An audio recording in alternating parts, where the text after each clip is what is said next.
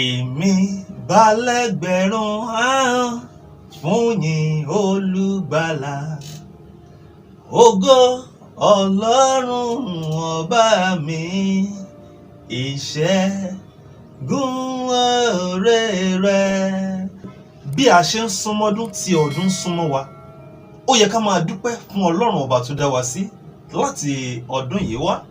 Láti January títí di àkókò yìí, ọ̀pọ̀ òjò ni ó ti rọ̀ tí ilẹ̀ ti fa mú, ọ̀pọ̀ ìjì ló ti jà, ìjì ayé kò gbé èmi àti yín lọ. Kábíyèsí rẹ̀ Ọlọ́run Elédùmarè.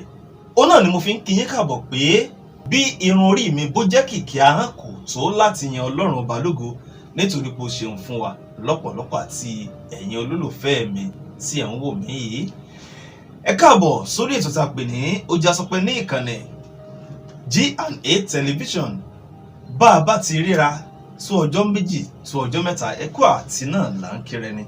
Nítorí ẹ̀ náà ló jẹ́ kí n máa sọ fún yín pé mo kí yín o. Nítorí pé ènìyàn láṣọ èèyàn, tọ́lọ́run bá ti fi ènìyàn tìyàn, kí lèèyàn tún wá. Gbogbo ohun tó bá ń ṣe á máa dàbí pé bí ìdánilójú àwọn èèyàn. A tún ti wà lórí ètò tí a pè ní Ó Já Sọpẹ́ ní ìkànnì G&A Television. Adúpẹ́ gbogbo ẹ̀yin tí ẹ text message wa ní ọ̀sẹ̀ tó kọjá lórí ètò tá a ṣe.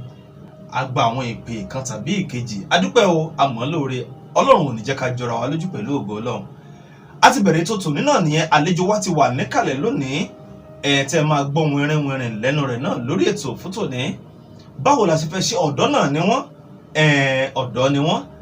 Abíọ́lá Babátúndé ni orúkọ ti tèmi, ẹni tí gbogbo yẹn mọ̀ sí Góńgó Aṣọ, lórí ètò tá a pè ní Ó Já Sọpẹ́ ní ìkànnì G&A Television. Àwọn ilé-iṣẹ́ tó darapọ̀ mọ́ wa lónìí bá a ṣe máa ń ṣe.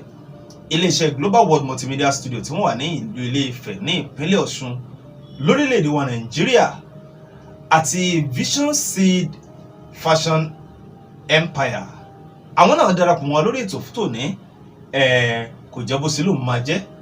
A máa lo ìpolówó ọjà wọn, ṣùgbọ́n kó tó di pé a bẹ̀rẹ̀ sí lo ìpolówó ọjà wọn lórí ètò yìí, ẹ jẹ́ ká délé agbára ká gbé àlejò wa wọlé láti ilé agbára.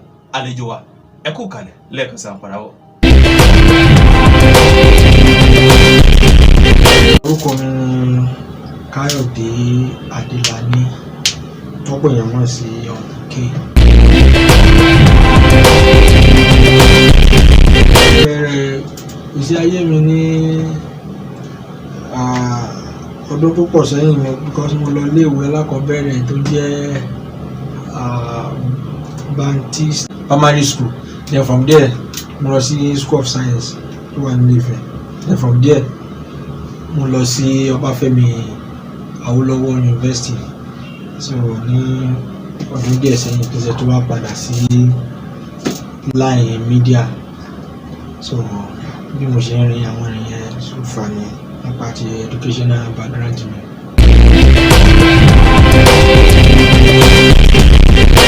Orúkọ iléeṣẹ́ ni Global World Multimedia Studio ní orúkọ iléeṣẹ́. Initially ó kọ́kọ́ jẹ́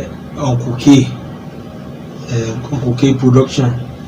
Ìgbà yẹn ní around 2006-2007. So later màtí mo wá register orúkọ yẹn, wọ́n ní Ọ̀nkùké yẹn ò ṣe register, but orúkọ yẹn làwọn yẹn mọ̀ mí sí dáadáa. But mo wá register pẹ̀lú Global World Multimedia, so tó jẹ́ short code jẹ́ GWMS Media.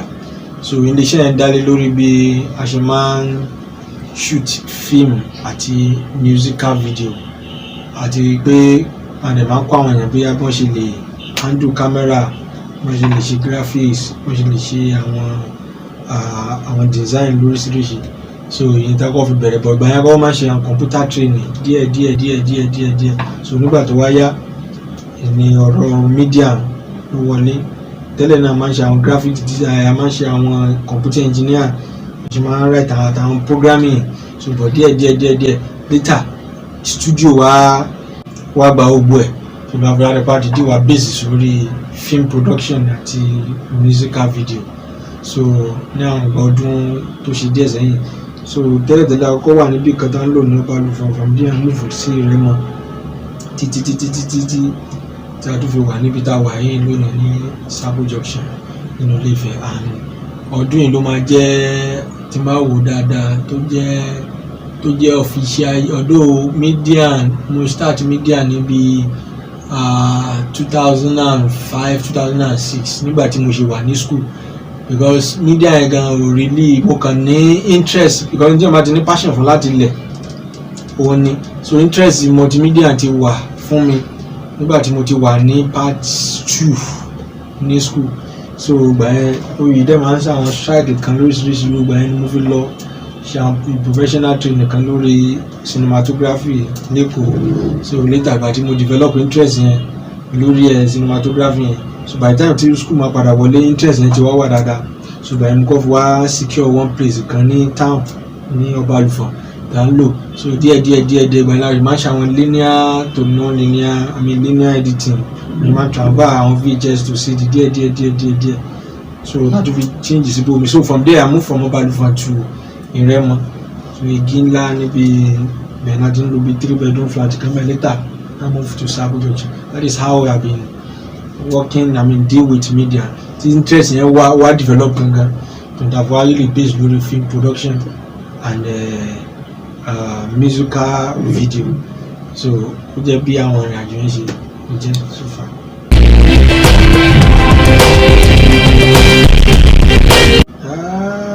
Iṣẹ́ tí a kọ́kọ́ yà pàtó nílé iṣẹ́ Global, iṣẹ́ ni iṣẹ́ kan wà tí mi lè rántí orúkọ bọ̀, ilé tó jẹ́ bí second well ni mo lè rántí.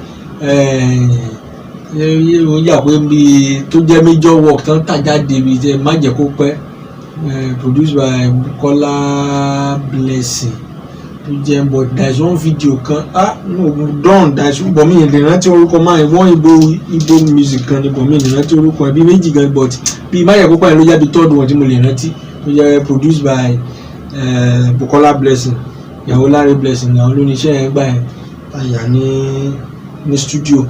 So ni mo lè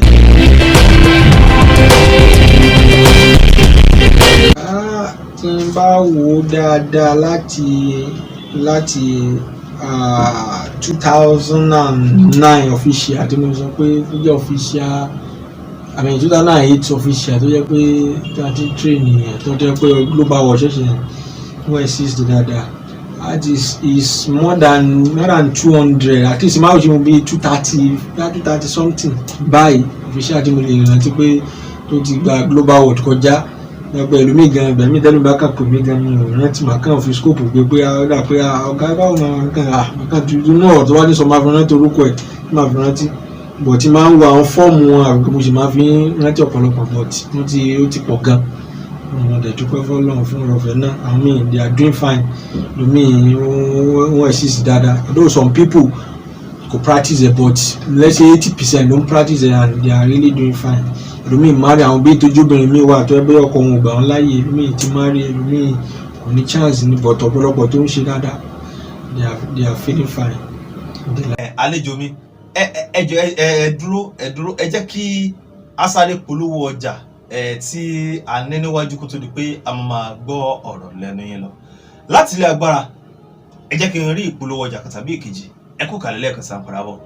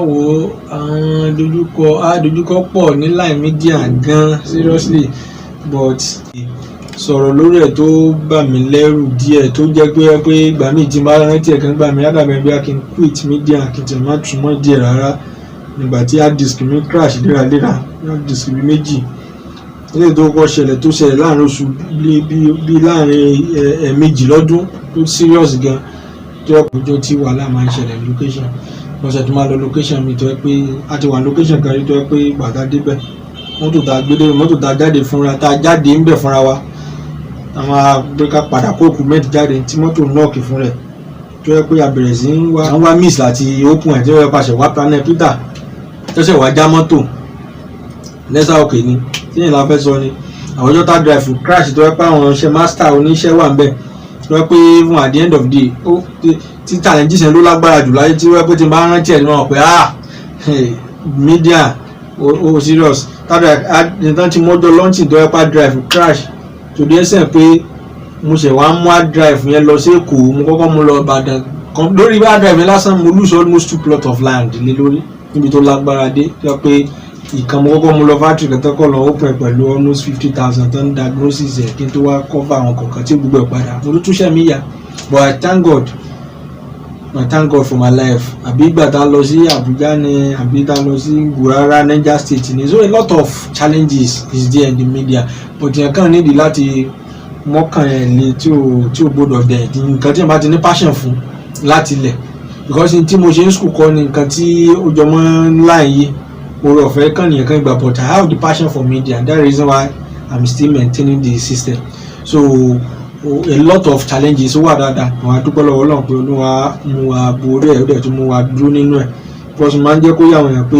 kò media is not the bed of roses kì í ṣe ní tí ẹ̀kan lè bẹ̀rẹ̀ lónìí kò parí lọ́lẹ̀ lómi àná mú wa kò fẹ́ dàbọ̀ kò kí n fẹ́ dàbọ̀ ní kò kí n rí sí bẹ́ẹ̀ o gbogbo nǹkan tó ń kókè tí rí can you avoid so lè rí so lè withstand it kó lè sustain pẹ̀lú ẹ̀ so but àṣà àdúpẹ́ lọ́wọ́ Ọlọ́run pé Ọlọ́run fún wa lórí ọ̀fẹ́ láti dúró nínú ẹ̀ ó dẹ̀ tún mú wa tẹ̀síwájú ní another dimension mi but I thank God so for the sustainability yẹn ó yí wà ń bẹ̀ ó jẹ́ bó ṣe jẹ́.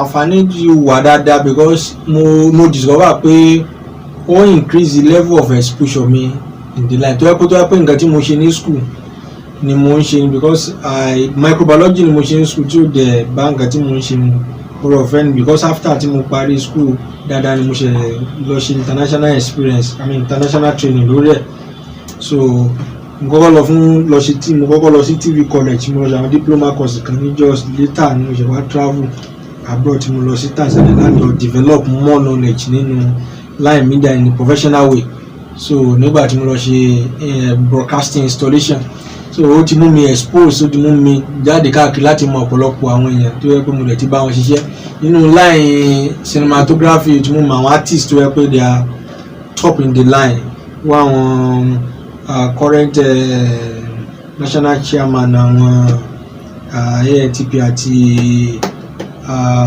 the other party tí wọ́n dá sílẹ̀ tó jẹ́ tí Mr. Amushan jẹ́ leader wọn sìn so àtàwọn different I've worked with Nika Quadri, I've worked with President mo sọ́nsìn Mr. Latin and some other people in the line so tó jẹ́ in the film industry then in musical production ti bá Ṣẹ̀nwẹ̀lẹ̀ mo ti bá record rí then Omijé Ojú Mi kan ṣe wàtá iṣẹ́ last year lẹ́kọ̀ọ́ so I've done so many things with those people and likewise people around here bí àwọn tó yọ sí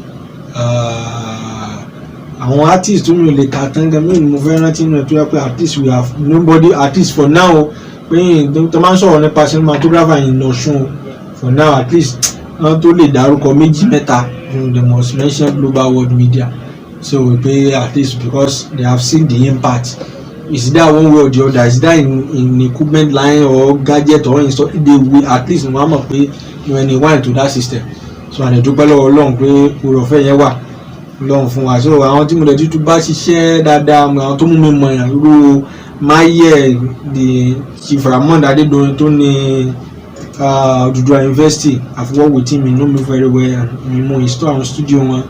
Then Professor Wale Latipo tó ní Imperial Studio, the one to install studio one. Ọ̀túnba Ògìdé Abíọ́dún Samuel tó ní Ògìdé FM lẹ́yìn Ìjẹ̀bú Òde, mi náà mo install, so he is the one that in charge. So those people, they are well known in the society and they really know me very well. So because I've worked with them and they really understand my capacity and my ability in the line. So I dúpẹ́ lọ́wọ́ Ọlọ́run fún ọ̀fẹ́ yẹn.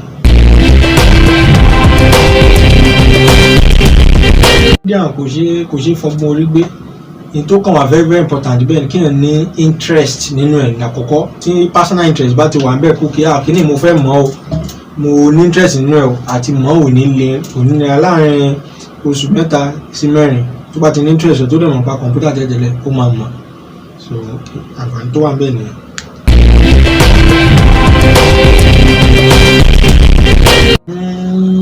Ìkan wà tó ní stress tó jẹ́ second born mi torí òun máa ń sábà dó tì mí gbá mi ti máa ń edit nílé máa wà pẹ̀lú system ló máa ń ní stress. First born mi ò gbogbo ara ní stress, second born máa ń sábà wò mí dáadáa, so tó máa ń dó tì mí tó máa ń béèrè question ni mo mọ̀ pé at least ẹni yìí ọmọ yìí ní interest nínú ẹ̀.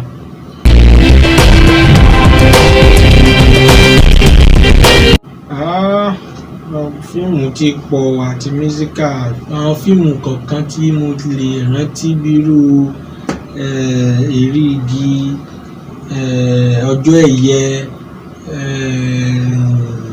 bẹ́ẹ̀ ló pọ̀, fíìmù pọ̀ àti mo ti yà. Ìlérí àṣẹ àwọn orin pọ̀ náà láti yà, but mo fẹ́ rántí anis tí máa wò wọ́n papọ̀ is more than 50 and above tó yẹ pé tí mo dìdí wà in charge dáadáa tó yẹ pé mo lè yan mo dẹ̀ editing, so ó pọ̀ gan, so tí mi lè rántí gbogbo wọn tán.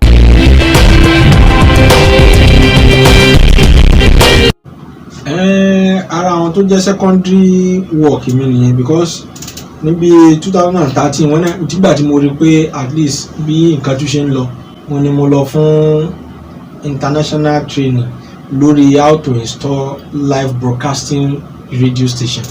So ìyẹn mo lọ ṣe àwọn professional training lórí ẹ̀ bọ́n ṣe máa ń install radio àti TV àtàwọn online.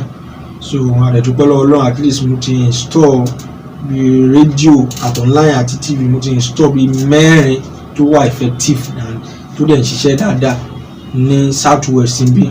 So mo máa ń install ẹ̀ dáadáa bọ́n ṣe lè ṣe online radio, bọ́n ṣe lè ṣe app fún radio àti TV, wọ́n dẹ̀ ṣe lè ṣe àwọn broadcast. Irú àwọn example ilé tó wà nítòsí níbí, irú ẹni ilé tí mo mention lẹ́ẹ̀kan, irú Imperial Studio yẹn tó bá débẹ̀ ló lè ròyìn. And that one is almost like 30 to 40 million naira project. Irú radio station tí mo ló wà ní Ìjẹ̀bú yẹn sin almost be 80 million naira project ni. Ẹni tó bá wà lógun state ó lè náwó dáadáa Ògìdé FM and àtàwọn radio àtàwọn year of the source níbí náà. So àwọn tó bá súnmọ́ àwọn area kọ̀ọ̀kan tí mo sọ yẹn wọ́n lè jẹ́rìí sí, wọ́n dẹ̀ lè rí àwọn kata tí mo ṣe. A máa ń install, a máa ń train àwọn èèyàn lórí ẹ̀ because kò really so common bí àwọn engineer tó wà níta tó jẹ́ youth tó wà into that line, àwọn àgbàlagbà ló pọ̀ jù bẹ́ẹ̀, but nísìnyí àṣeyẹrẹ àwọn youth tó ṣe ìfẹ́ máa ní interest ní ẹ̀. So wọ́n máa ń kọ́ àwọn ẹ̀bọ́n ṣe lè install ẹ̀, ó dẹ̀ lè ṣe àwọn app. So because gbogbo nǹkan sì ti wà on digital, so a máa ń kọ́ àwọn èèyàn lórí ẹ̀ wọ́n ṣe lè ṣe online radio, TV àti both online and terrestrial radio stations.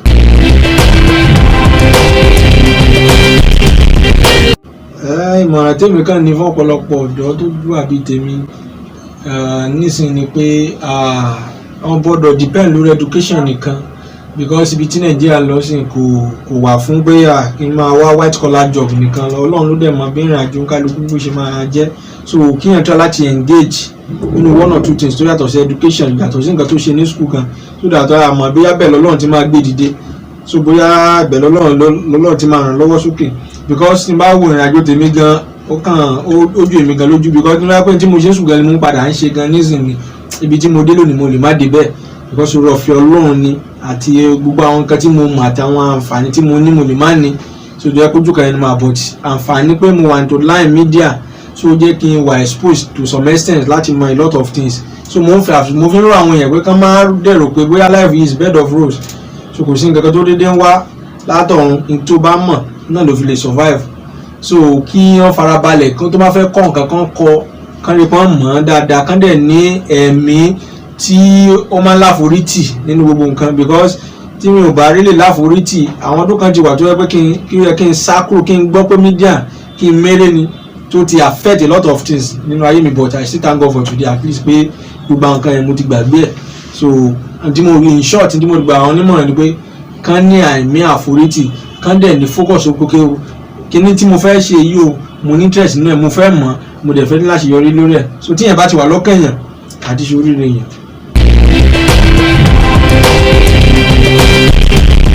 àsìkò ìdúpẹ́ lọ́wọ́ G&A TV fún àǹfààní ńláńlá tí wọ́n fi fún mi, because I'm very very happy for the great privilege, because mo rí pé at least impact kan náà ni yíyan máa lọ ṣe lé àbí dáńdọ́gbọ́n ra ṣe yìí nsìn tó yẹ kó ẹ fẹ́ lọ ṣe mọ a lot of things tó máa cost.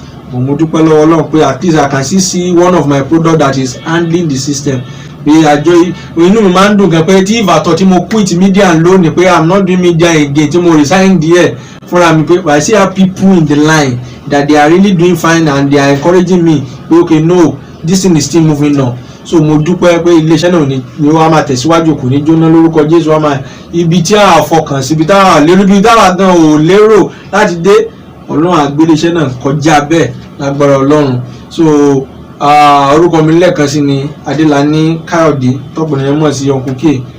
Phone number mi ni 0060760679. Lórí online GWMS Media. So ẹ máa ti type ẹ̀ sí any social media, Instagram ni or Twitter ni or any Facebook ni, so GWMS Media. Nọ́mbà tí mo dẹ̀ sọ náà ni WhatsApp number. So mo dẹ̀ fàṣùkò dúpẹ́ lọ́wọ́ àwọn tó gbé wa wá sórí ètò yìí lónìí. Abíọ́lá Babátúndé tí ọ̀pọ̀lọpọ̀ yẹn mọ̀ sí Gọ̀ǹgọ̀ Aṣọ lórí ètò Ó Já Sọpẹ́. Iléeṣẹ́ náà kò ní dàrú, iléeṣẹ́ náà máa tẹ̀síwájú, ilé òkè òkè iléeṣẹ́ náà máa lámàrè o. G&A TV Ọlọ́run àmútẹ̀síwájú, akọjá òye wa, akọjá ìmọ̀ wa, Ọlọ́run wà pẹ̀lú wa. Ẹ kú àtúntònú látàárọ̀, òun náà ni ẹ ti gbọ́ yẹn ara lé ohun tí àlejò mi tí ó sọ, gbogbo ẹ̀ lẹ ti gbọ́. Ohun tí a fẹ́ mọ̀ nípa wọn a ti mọ̀, ó tún lè kó nǹkan tàbí ìkejì tí a lè fẹ́ gbọ́ láti ẹnu wọn tí a wò béèrè láti lè ṣe wa níbí yìí. Ẹ̀yin lè gba nọ́mbà wọn yẹn náà kẹ́ tẹ̀ síbẹ̀, kẹ́ lè pè wọ́n, ẹ lè máa bá wọn sọ̀rọ̀ lórí ẹ̀. Lórí àwọn iléeṣẹ́ tá a ti polówó, ẹ lè máa kàn sí wọn ní owó péréte náà ni. Ẹ sì lè darapọ̀ mọ́ wa lórí ìkànnì tí a wà yìí, lórí ẹ̀rọ tó ń kọjá lójú ìwòran yìí. Bóyá ẹ̀yin ní ìpolówó ọjà kan tàbí ìkejì tẹ́ fẹ́ ká fi hàn fún gbogbo ayé kí wọ́n lè rí ohun tí ẹ̀ ń ṣe nílé iṣẹ́ yín. Owó péréte náà ni a máa gbà lọ́wọ́ yín tí kò sì ní ẹja bákan nínú. Ẹ lè kàn sí wa lónìí, ẹ ó sì rí pé rere lolúwa. Tó a tún ti ṣetán lónìí, agbè mi ṣetán ń relé ìdáró, alùkò mi ṣetán ń relé ìkọsù, lékèlékè mi ṣetán ń relé ìkẹfun. Títí di ọjọ́ mẹ́jọ tá a tún máa pàdé lórí ètò yìí, tá a tún máa gbé àlejò mi wá sórí ètò yìí. Abíọ́lá Babátúndé ni orúkọ títí mi, ẹni tí gbogbo yẹn mọ̀ sí Gọ̀ǹgọ̀ Aṣọ ló ń kí yín pé ire àti àánú yóò máa tọ̀ mí lẹ́yìn lọ́jọ́ ayé mi gbogbo, èmi ó sì máa gbé ilé Olúwa láéláé. Àmín. Ó dọjọ́ mẹ́jọ, ẹ ṣé ẹ kú kalẹ̀.